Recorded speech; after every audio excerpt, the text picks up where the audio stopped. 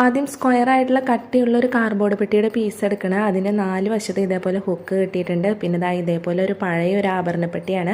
ഇതുപോലെ നിവർത്തിയിട്ട് ഈ ഒരു സ്ക്വയർ ആയിട്ടുള്ള ഈ കാർഡ്ബോർഡിൻ്റെ ആ ഒരു പീസിലോട്ട് വെച്ചെടുക്കുകയാണ് ചെയ്യുന്നത്. വേറെ ഫിറ്റിങ്സ് ഒന്നും ചെയ്യണ്ട.